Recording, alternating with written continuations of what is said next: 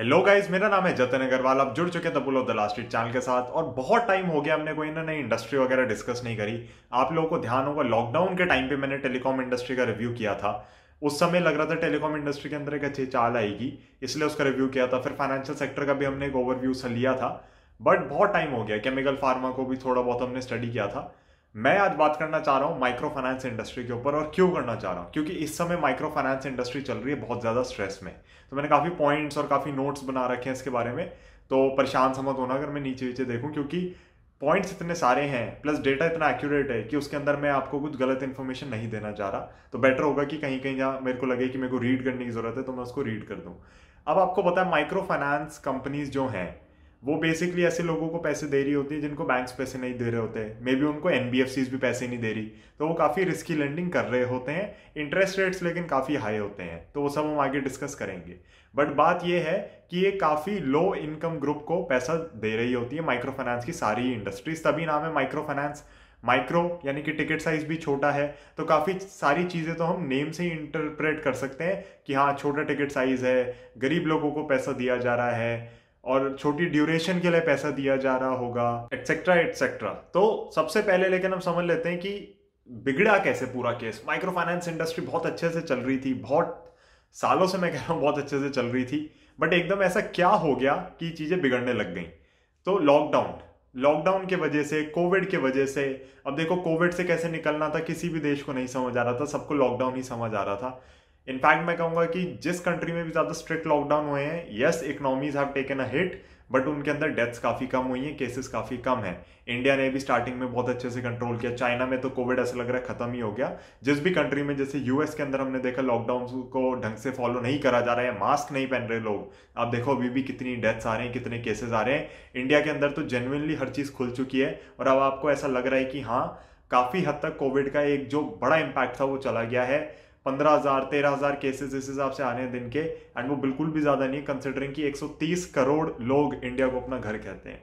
तो बहुत कम केसेस आ रहे हैं, बहुत अच्छी बात है। मैं बिल्कुल चाहूंगा बीमारी जल्द से जल्द खत्म हो जाए। बट माइक्रो फाइनेंस इंडस्ट्री की जान निकाल दी कोविड ने। हुआ क्या कि मान लो कि मैं अगर किसी माइक्रो फाइनेंस लेंडर से बोरो कर रहा हूं और मुझे है कि हाँ भैया मैं अपनी दिहाड़ी वगैरह कमाऊंगा, डेली वेजेस कमाऊंगा और उनको पैसा वापस कर दूंगा। मैंने किसी से बोरो कर लिया।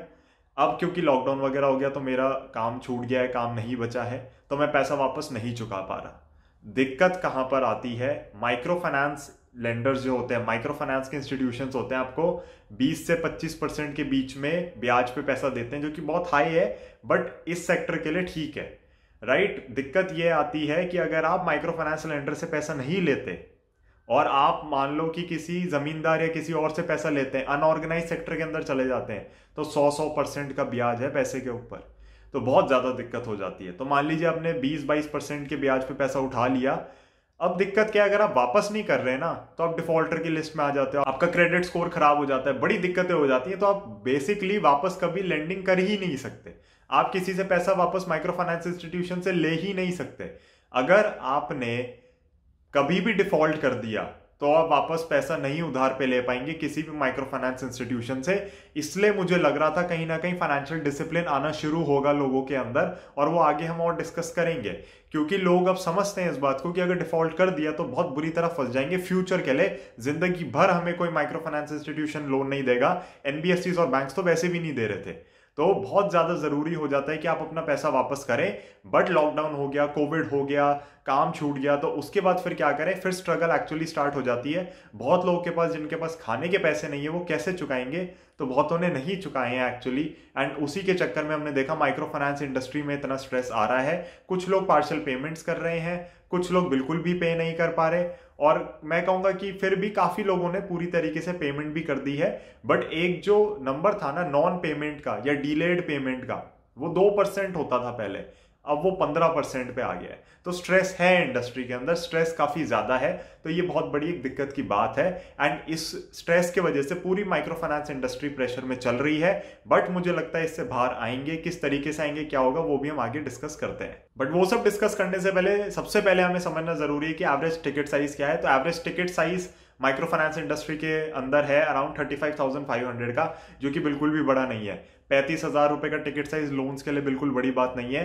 इनफैक्ट लगभग 6 करोड़ लोग माइक्रो फाइनेंस इंस्टीट्यूशन से लोन लेके काम करते हैं अपना, और अभी भी 6 करोड़ लोगों ने अराउंड लोन ले रखा है, यानी कि काफी बड़े एरिया को कवर कर रहा है, काफी ज्यादा पॉपुलेशन को कवर कर रहा है माइक्रो फाइनेंस का हमारा जो सेक्टर है, एंड काफी लोगों की हेल्प कर रहा है। द प्रॉब्लम इज कि ये जो 6 करोड़ लोग हैं ना, इसके अंदर से काफी लोगों की डिलेड पेमेंट्स चल रही हैं। सोचिए 15% की डिलेड पेमेंट्स चल रही हैं। मैं एक जगह और नंबर पढ़ रहा था, वहां पे लिखा होता है कि 1 in 20 people deal with micro finance institutions, यानी कि इतने ज्यादा लोग जुड़े हुए हैं माइक्रो फाइनेंस इंस्टीट्यूशन से कि हर 20 में से एक इंडियन को इंपैक्ट करता है ये। सेकेंडली मैं आप लोगों को बताना चाहूंगा टोटल, अब क्योंकि हमको समझ आएगा टिकट साइज तो चलो छोटा है, बट पॉपुलेशन का साइज या जो मार्केट का साइज है वो बहुत बड़ा है। तो टोटल क्वांटम ऑफ डेट कितना है वो मैं अगर आपको बताऊं हैरान रह जाएंगे। It comes to $31.6 billion, almost 23 खरब रुपए। करोड़ के बाद अरब, अरब के बाद खरब। सोचो इतना ज्यादा बड़ा अमाउंट है जो बेसिकली माइक्रो फाइनेंस इंस्टीट्यूशंस के थ्रू सर्कुलेट हो रहा है। तो ऑब्वियसली बैंकिंग में आप देखोगे तो आपको और भी बड़े अमाउंट दिखेंगे, एनबीएफसीज में और भी बड़े दिखेंगे। बट समझिए माइक्रो फाइनेंस जो इंडस्ट्री है हमारी, जो सेक्टर है, वो ऐसे लोगों के साथ डील कर रहे हैं जिनको और कोई लोन नहीं दे रहा। तो बहुत बड़ी बात है कि किस हिसाब से पैसा यहाँ पे सर्कुलेट हो रहा है। एक पॉइंट और मैं रेज करना चाहूंगा, जैसे हमने डिस्कस किया कि आपको 20-22% का ब्याज देना पड़ता है। तो माइक्रो फाइनेंस इंस्टीट्यूशंस कहां से उठाते हैं पैसा? ये लोग बैंक से उठाते हैं पैसा। बैंक से उठाते हैं 12 से 14% के बीच में, एंड बचा हुआ जो भी इनका डिफरेंस होता है एक्सपेंसेस वगैरह काट पीट के, वो नेट इंटरेस्ट मार्जिन इनका आ रहा होता है। द थिंग इज कि अगर इनको पैसा वापस नहीं आ रहा तो ये भी अपनी लेंडिंग स्लो करेंगे, क्योंकि अगर मेरे को पैसा वापस नहीं आ रहा, मुझे तो बैंक को चुकाना ही है, तो मैं बैंक से उतना ही कम उधार लूंगा जितना मुझे पता है कि आगे देना है। जब लोग नहीं ले रहे या रीपेमेंट्स नहीं हो रही, तो पूरा पैसे का जो फ्लो होता है वो स्लो होने लग जाता है। एंड डिमोनेटाइजेशन के अंदर हमने ऐसे देखा था कि पैसे का फ्लो टूट गया था। वो ना टूट जाए, वो बहुत बड़ी दिक्कत की बात हो सकती है इस लेवल पे, क्योंकि जिन लोगों को एक्चुअली हेल्प हो रही है उन लोगों को बहुत ज्यादा जरूरत है इस समय उस पैसे की। एंड अगर वो फ्लो कहीं से भी टूटता है तो उसका impact across sectors, across geographies आएगा, और पूरे देश में ही कहीं ना कहीं आएगा। और सबसे खराब बात यह है कि जो लोएस्ट लेवल पे इनकम है जिन लोगों की, उनके ऊपर सबसे ज्यादा इंपैक्ट आएगा। तो इंडिया में अभी कितने माइक्रो फाइनेंस इंस्टीट्यूशंस होंगे? तो अबाउट 96-95 इंस्टीट्यूशंस हैं जो वर्क कर रहे हैं। माइक्रो फाइनेंस इंस्टीट्यूशन सेटअप करना बहुत आसान होता है। आपको लिटरली 5 करोड़ रुपए चाहिए होते हैं और आप 1.25 लाख तक पर पर्सन आप लोन्स अपने बांट सकते हैं। तो कंसिडरिंग द फैक्ट कि माइक्रो फाइनेंस इंस्टीट्यूशन सेटअप करना इतना आसान है, तो हमें पता है कि काफी इंस्टीट्यूशन सेटअप हो रखे हैं जो एफिशिएंटली रन नहीं हो रहे होंगे, इफेक्टिवली रन नहीं हो रहे होंगे। इसलिए मैंने आप लोगों को कहा था कि इसके अंदर कंसोलिडेशन आएगा। कंसोलिडेशन जो आएगा इस इंडस्ट्री के अंदर, वो बेनिफिट करेगा बड़े प्लेयर्स को, एस्टैब्लिश प्लेयर्स को। अब आप ये जरूर पूछोगे कि जतिन अच्छा ठीक है, तुमने माइक्रो फाइनेंस का मैं एक ओवरव्यू दे दिया, वेल एंड गुड, बट इसका हम करें क्या? How do we benefit out of this? What is your thesis on this? मेरी थीसिस ये है, इसके अंदर कंसोलिडेशन आने वाला है इंडस्ट्री के अंदर। जैसे हमने बैंकिंग के अंदर देखा, we saw the bigger banks taking charge, छोटे बैंक्स मर्ज होते जा रहे हैं उनके अंदर। Now in micro finance industry मेरे को लग रहा है छोटे इंस्टीट्यूशंस अब ये मर्ज हो या ना हो वो अलग बात है, बट इनको बचाने कोई नहीं आने वाला अगर ये डिफॉल्ट कर जाए। एनबीएफसीज को बचाने कोई भी नहीं आता until and unless they are too big to fail, right? DHFL को बचाने के लिए कोई भी नहीं आया था, यस बैंक को बचाने के लिए गवर्नमेंट आई थी। So there is a big difference between किस इंस्टीट्यूशन को बचाना जरूरी है और किसको आप फेल होने दे सकते हो। अब माइक्रो फाइनेंस सेक्टर के अंदर ये बात है कि हमें उस प्लेयर के साथ जाना है जिसको गवर्नमेंट आए बचाने अगर कुछ गड़बड़ हो। मुझे लगता है कि आपको इसके अंदर बेट करना चाहिए बंधन बैंक की ओर। बंधन बैंक में सबसे बड़ा एडवांटेज क्या है कि बाकी सारी माइक्रो फाइनेंस इंस्टीट्यूशंस आपके कहीं ना कहीं एनबीएफसी के स्ट्रक्चर के ऊपर है। बंधन बैंक आपका लेकिन बैंक है, नाम में ही बैंक है।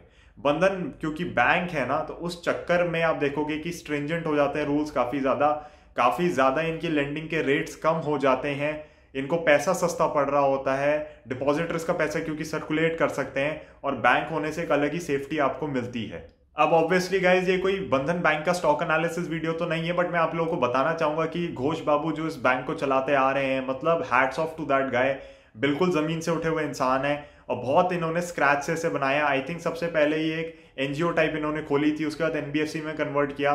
और आपको ध्यान होगा कुछ साल पहले जब 2 बैंक्स को लाइसेंस मिला था, वो था आईडीएफसी फर्स्ट बैंक जो कि आईडीएफसी बैंक होता था उस समय, एंड बंधन बैंक। तो उसे 2 बैंक्स को लाइसेंस दिया था आरबीआई ने कुछ टाइम पहले। आई थिंक उस समय बजाज, आदित्य बिरला, ये सारे भी गए थे कि हमें भी लाइसेंस दे दो, but it was Bandhan bank who got the licence and it was IDFC bank who got the licence. तो बहुत बड़ी बात है कि आपने इतना स्क्रैच से इसको बनाया है। बंधन बैंक है हमारा मोस्टली मैं कहूंगा नॉर्थ ईस्ट जोन के अंदर, जिस जोन के अंदर मुझे लगता है फाइनेंशियल डिसिप्लिन थोड़ा कम है as compare to let's say bigger states या बिगर सिटीज। अब वो इसलिए भी है क्योंकि इकोनॉमिकली इतना डेवलप्ड नहीं है वो एरिया जिस हिसाब से बाकी सब है। डेफिनेटली अब हमें दिख रहा है कहीं ना कहीं फाइनेंशियल इंक्लूजन पूरा होता जा रहा है देश का। स्पेशली जब से जनधन अकाउंट्स खुले हैं तब से हमने देखा है कि बैंक अकाउंट घर घर के अंदर हो गया है, सबके पास हो गया है। तो कहीं ना कहीं मुझे लग रहा है फाइनेंशियल डिसिप्लिन आ रहा है। मेन दिक्कत क्या आती है, जब भी इलेक्शंस आने लगते हैं ना तो लोन वेवर की बात चलने लगती है। तो होता क्या है कि लोग सोचते हैं लोन वेवर हो रहा है ना तो हम सबके सारे लोन्स माफ हो जाएंगे। ऐसा नहीं होता। सिर्फ कभी कभी फार्मर्स के लोन्स माफ हो रहे होते हैं, कभी कभी किसी पर्टिकुलर सेक्टर के हो रहे होते हैं। तो उसके चक्कर में लोग अगर लोन ना चुकाएं अपना तो वो डिफॉल्ट की लिस्ट में आ जाते हैं परमानेंटली और उनको आगे कोई लोन नहीं देने वाला। तो बैंक्स का बड़ा यहाँ पे माइक्रो फाइनेंस इंस्टीट्यूशंस का मैं कहूंगा बड़ा रोल हो जाता है। इस केस में बंधन बैंक का बड़ा रोल हो जाता है समझाना कि अगर आपने लोन वापस नहीं किया और मान लो आपका लोन नहीं चुकाया गया, जो भी पार्टी आप बेट कर रहे हो कि लेट से इस बार वहां पे बात चल रही है कि शायद बीजेपी आएगी तो फार्म लोन वेव हो जाएंगे, जो भी बात चल रही है मुझे एग्जैक्टली नहीं मैं ट्रैक कर रहा political, but whatever is happening let say कि वो नहीं होता एंड आपकी पूरी बेट ये थी कि अच्छा वो पॉलिटिकल पार्टी आएगी तो मेरे को कर्जा नहीं चुकाना पड़ेगा, तो आप तो फंस गए बहुत बुरी तरीके से क्योंकि आपका नाम डिफॉल्ट लिस्ट में आ गया। तो आपका तो हो गया काम, अब तो आपको कोई भी पैसा नहीं देने वाला फ्यूचर में। अब आप जाओ जमींदारों के पास 100% पे पैसा लेने। तो बहुत बहुत ज्यादा दिक्कत है। ये चीजें समझाना, ये मेंटालिटी में घुसाना कि नहीं अगर आपने किसी से उधार लिया है, अगर आप काम कर रहे हो तो उसको ब्याज वापस देना आपकी रिस्पॉन्सिबिलिटी है। ये फाइनेंशियल डिसिप्लिन जो मैं कह रहा हूं ना बार बार, ये असल में अभी हमारे देश के अंदर ना उस लेवल पे नहीं आया जिस लेवल पे आना चाहिए। मुझे लग रहा है धीरे धीरे आएगा और वो कैसे आएगा, वो ऐसे ही आएगा कि इस टाइप के इंस्टीट्यूशंस जो इतना अपनी कम्युनिटी के अंदर ट्रस्ट बना के चलते हैं, अगर वो ढंग से फंक्शन करेंगे, वो ढंग से गाइड करेंगे लोगों को, तो फाइनेंशियल डिसिप्लिन भी आने लगेगा। तो डेफिनेटली एक ऐसी जगह पे जो अंडर बैंक्ड थी, जहां पे फाइनेंशियल डिसिप्लिन इतना नहीं था, बट वी हैव सीन बंधन bank do good again and again and again. और मुझे कोई भी दिक्कत नहीं लगती फंडामेंटली अगर मैं डिस्कस करना चाहूं बंधन बैंक की थीसिस को। तो अब आप मेरे से ये क्वेश्चन जरूर पूछेंगे कि बंधन बैंक की जो तुम बात कर रहे हो उसने काफी करेक्शन दिखाई है अपने Q3 के नतीजों के बाद। डेफिनेटली दिखाई है मैं, लेकिन आप लोगों को एक पॉइंट यहां पे कहना चाहूंगा कि बंधन बैंक ने बहुत कंजर्वेटिवली नंबर्स डिक्लेयर करे। प्रो फॉर्मा जो जीएनपीए का नंबर था, यानी कि अगर आपकी सुप्रीम कोर्ट की गाइडलाइंस नहीं आई होती तो जो जीएनपीए का नंबर था वो इन्होंने डिक्लेयर किया 7.1% का, अदरवाइज देव सेड 2.36% के ग्रॉस एनपीए हैं। ये 7.1% इंक्लूड करता है उन लोगों को जिन्होंने पार्ट पेमेंट्स करी थी, राइट। तो अगर हम उन लोगों को हटा दें जिन्होंने पार्ट पेमेंट्स कर दिया, जिनका इनको है कि पैसा आ जाएगा वापस, तो इनका ग्रॉस एनपीए डिक्लाइन हो जाता है सिर्फ 3.5% पे, जो कि माइक्रो फाइनेंस इंस्टीट्यूशंस के लिए इस समय के हिसाब से बहुत बड़ी बात है। और इनके पास आई थिंक 66% इनकी जो बुक है वो माइक्रो फाइनेंस के अंदर ही है इस समय भी। अगर आप कहीं पे भी देखेंगे आगे नंबर्स वगैरह इनके ट्रैक करना शुरू करेंगे तो आपको ये समझ आएगा कि कलेक्शन एफिशिएंसी बढ़ रही है। यस, असम एंड वेस्ट बंगाल के जो इलेक्शन है उनके चक्कर में स्ट्रेस चल रहा है, राइट हाउस भी लिए हैं असम के अंदर, बट वैसे कोई भी दिक्कत नहीं है। नेट एनपीए का नंबर भी बहुत कंट्रोल में चल रहा है एंड ओवरऑल सिर्फ 5 से 6% है अब जो बिल्कुल भी ड्यूज अपने पे नहीं कर रहे हैं। तो बहुत ज्यादा कंट्रोल में ले आए हैं पूरी सिचुएशन को। एंड मुझे ऑनेस्टली लगता है एक बार इलेक्शंस खत्म हो जाए एंड वहां पे एक स्टेबल गवर्नमेंट आ जाए तो मुझे लगता है कि वापस आपको ग्रोथ दिखनी शुरू हो जाएगी बंधन बैंक के अंदर। नाउ बंधन बैंक के अंदर एक जो बहुत बड़ा एडवांटेज आपको मिलता है कि क्योंकि इसकी प्राइमरीली बुक माइक्रो फाइनेंस की है, फिर मैं कहूंगा हाउसिंग फाइनेंस की, बिकॉज गृह फाइनेंस इसने एक्वायर किया था, एंड फिर रिटेल की बुक है।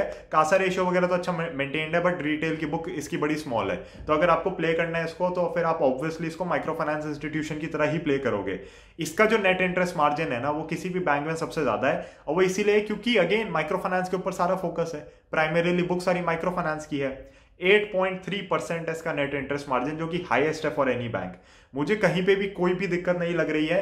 नंबर्स के अंदर स्ट्रेस था, सब कुछ था, बट मुझे लग रहा है बैंक को मैनेज कर लेना चाहिए अपना स्ट्रेस, एंड उसके चक्कर में इसके अंदर मुझे कहीं ना कहीं लग रहा है बॉटमिंग आउट हो गई है। Now this is not an investment call for anyone, let me be very very honest. मैं यहाँ पे आपको सिर्फ गाइड करना चाह रहा हूँ, मैं सिर्फ अपनी थीसिस बता रहा हूँ। मुझे माइक्रो फाइनेंस इंडस्ट्री के अंदर एक प्लेयर समझ आता है, और वो इसीलिए समझ आता है क्योंकि ये एक बैंक है। बाकी एनबीएफसीज हैं, बहुत अच्छी हैं, बिल्कुल मैं किसी में कमी नहीं निकालना चाहता। बेस्ट चीज क्या होती है माइक्रो फाइनेंस इंस्टीट्यूशंस की कि they lend to women, they don't lend to men. तो होता क्या है कि अगर आपकी घर की महिला ने लोन लिया है तो हाई चांसेस होते हैं कि वो पे होएगा, उसके अंदर आपके ड्यूज नहीं रहेंगे, क्योंकि बहुत बदनामी होती है सोसाइटी में, आपके गाँव में अगर पता चल जाए कि इनके घर पे लोन लिया गया था और फिर नहीं चुकाया गया। तो उस रीजन से मुझे लगता है कहीं ना कहीं माइक्रो फाइनेंस हमारा सेक्टर वापस रिवाइव करेगा, रिकवर करेगा। इनफैक्ट मैं थोड़ा ज्यादा शॉक्ड था जब मैंने देखा कि इतना बुरा इंपैक्ट आया, क्योंकि मुझे लग रहा था एग्रीकल्चरल इकोनॉमी जो बहुत अच्छे से हमारी चलती आ रही है, जिसके अंदर कोई भी मैं कहूंगा कोविड का हमें स्टंबल नहीं दिखाया होता हुआ, आप ट्रैक्टर्स की सेल देख लो चाहे कुछ भी देख लो, मुझे लग रहा था कि कहीं ना कहीं माइक्रो फाइनेंस इंस्टीट्यूशंस जो एग्रीकल्चरल साइड पे ज्यादा लोगों को लोन दे रहे हैं वो बहुत अच्छे से रिकवर कर जाएंगे, बहुत जल्दी रिकवर कर जाएंगे। बट हुआ क्या है कि काफी लोग डेली वेज लेबरर्स और इन सबको लोन देते हैं, तो उन लोगों के बेचारों के लिए बहुत कठिनाई बढ़ी है कोविड के अंदर, लॉकडाउन की वजह से। एंड उसके बाद भी हमने देखा जब काम शुरू हुआ है तो यस, ऑर्गेनाइज सेक्टर्स के अंदर तो काम बहुत तेजी से वापस आया है, अनऑर्गेनाइज सेक्टर वगैरह के अंदर थोड़ी अभी भी दिक्कत है, स्ट्रेस है, बहुत टफ टाइम्स हैं पूरे वर्ल्ड के लिए, सिर्फ इंडिया के लिए नहीं। एंड मुझे पूरी उम्मीद है कि within next few months everything is going to start getting normalised. अब वैक्सीन वगैरह आ गई है, सब कुछ है, vaccine are effective which is absolutely amazing, क्योंकि सोचो आप इतने छोटे टाइम फ्रेम में इतनी इफेक्टिव वैक्सीन बनाना भी बहुत बड़ी बात है। तो वैक्सीन वगैरह भी जब आपका नंबर आए, मेरी फुल रिकमेंडेशन है कि आप जाके लगवाएं। नाउ कलेक्शन ट्रेंड्स के अंदर हम देख रहे हैं कि चलो वेस्ट बंगाल वगैरह में पिकअप आ रहा है इसके अंदर, बट इसके अंदर असम में थोड़ी दिक्कत चल रही है। बस असम के अंदर वही दिक्कत है कि बात यही चल रही है कि हो सकता है आपके लोन वेव ऑफ हो जाए। ये समझाने बैठे हुए हैं कि भैया सबके लोन वेव ऑफ नहीं होंगे, तो अगर आप हमें पैसा नहीं चुकाओगे, आप डिफॉल्ट कर गए, तो आपको जिंदगी में कोई माइक्रो फाइनेंस इंस्टीट्यूशन लोन नहीं देने वाला, क्योंकि पैन लिंक्ड होता है, 100 चीजें लिंक्ड होती है, तो बहुत इजीली आपको पता चल जाता है कि ये जना ब्लैकलिस्ट में है नहीं है। तो अगर बंधन बैंक अपनी डोमिनेंस उस हिसाब से मेंटेन कर सके तो मुझे लगता है बंधन bank can be a good play for micro finance. Again, it's not a stock recommendation from my side. I just wanted to explain my thesis on microfinance. जो इंडस्ट्री के अंदर प्रॉब्लम चल रही है, जिस हिसाब से वॉल्व हो रही है, जिस हिसाब से मुझे लगता है कि सेफेस्ट प्लेयर कौन सा है। इट्स एब्सोल्युटली योर कॉल, आप किसके साथ जाते हैं। बहुत अच्छी अच्छी माइक्रो फाइनेंस इंस्टीट्यूशन है हमारी कंट्री के अंदर। बैक ऑफ द माइंड मुझे एक याद आ रही है विच इज क्रेडिट एक्सेस ग्रामीण, बहुत सारे इंस्टीट्यूशन है, मैं किसी के बारे में कुछ और नहीं कहना चाहूंगा बिकॉज बंधन bank is one that I have studied, तो इसलिए मुझे पता है इन डेप्थ थोड़ा कि ये किस हिसाब से फंक्शन कर रहा है, या किस हिसाब से इसको प्रॉब्लम्स आ रही है, किस हिसाब से उनसे निकल सकता है बाहर ये। एंड मैं बंधन बैंक की जो घोष बाबू है उनकी एक बुक है, उसका भी लिंक डिस्क्रिप्शन में डाल देता हूं, उसको पढ़ेंगे तो आपको बहुत अच्छे से गाइडेंस मिलेगी कि किस तरीके से बंधन बैंक को बिल्ड किया था, किस तरीके से उन्होंने इस कंपनी को खड़ा किया, एंड क्या वंडरफुल इंस्टीट्यूशन इन्होंने बनाया है। Guys, thank you so much for watching this video. अगर आपके कोई डाउट्स है माइक्रो फाइनेंस को लेकर तो जरूर मुझे कमेंट सेक्शन में पूछिए। I'll see you in the next one. I hope आप लोगों को वीडियो पसंद आई होगी। बहुत टाइम बाद थोड़ी एक अलग टॉपिक पे हमने वीडियो का डिस्कशन लिया है, एंड ऐसी अलग अलग वीडियोस, यूट्यूब शॉर्ट्स और ये सब आप लोगों के लिए आते रहेंगे लगातार। Thank you so much for staying connected. I'll see you in the next one. Bye.